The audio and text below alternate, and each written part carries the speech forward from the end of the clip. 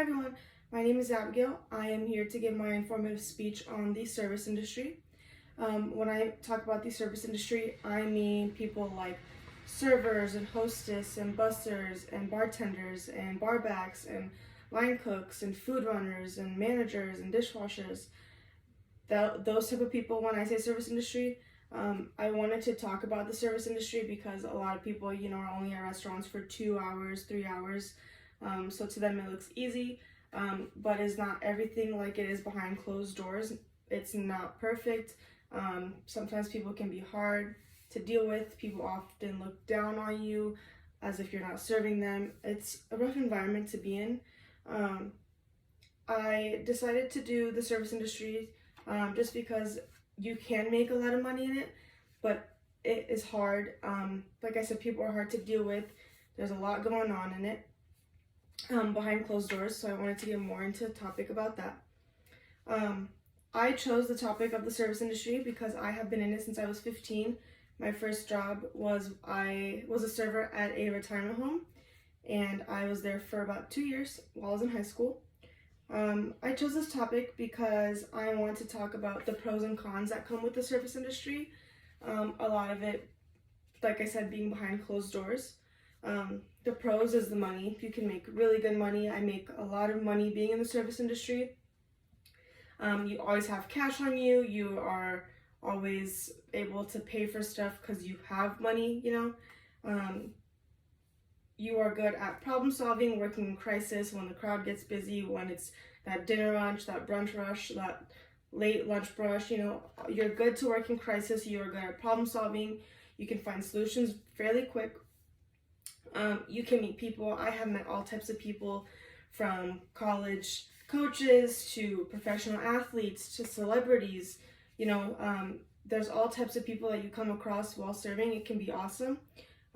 You really do improve your people skills. You talk to new people, different types of people every day, and you become really good at communicating with your coworkers, with people, with your managers, with people who you come across. It's really great.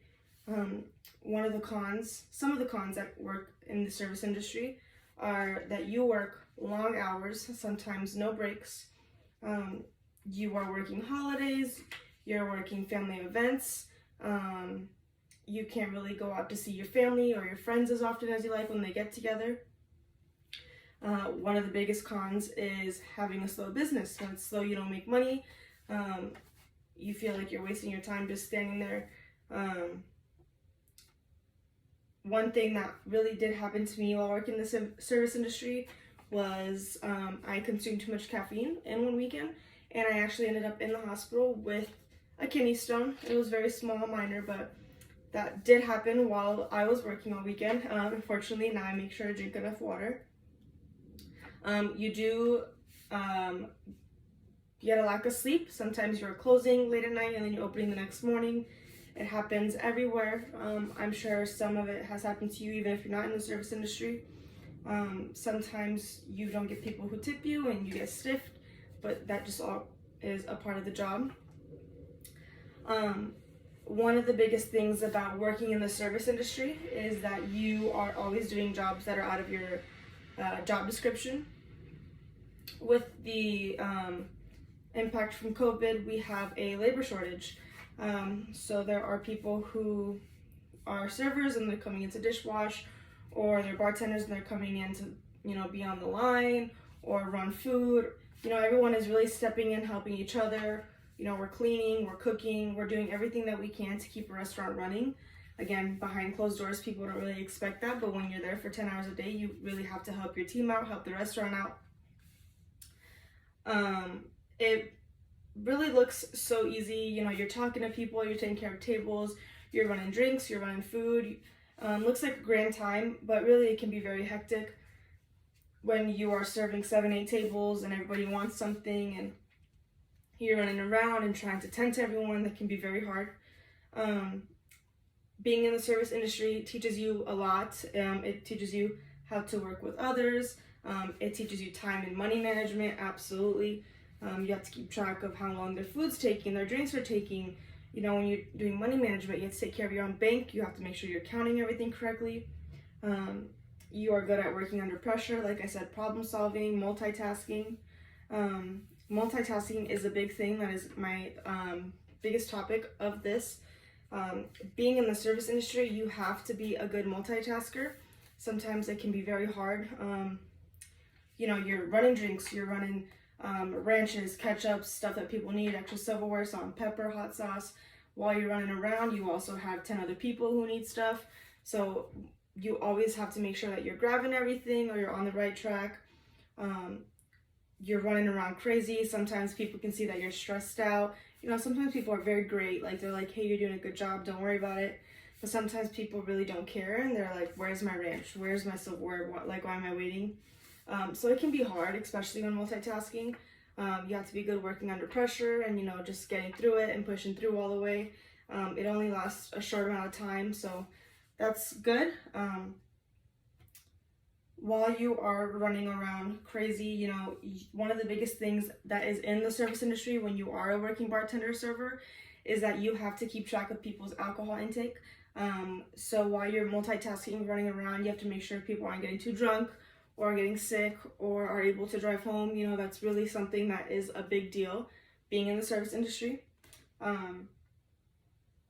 Also, when you are multitasking, you're running around so much, people tend to think that you're avoiding them or ignoring them, and that is usually never the case. You know, you're running around taking care of 6-7 tables. It can be hard.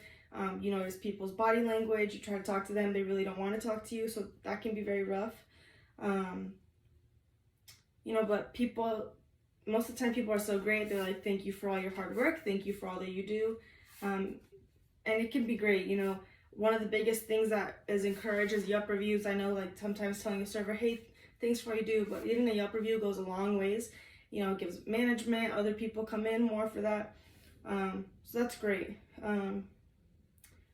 The reason that I chose this topic was really not to promote tipping. You know, now I'm not going to say that every server deserves a good tip. It really just is, you know, to be patient with people and understand that during these trying times that everyone is trying their best, you know, to give you a good time, to get their job done and, you know, be successful at what they do for your evening. That is really the biggest impact that is going on here, especially after COVID. You know, a lot of people lost their jobs, so it can be hard on some.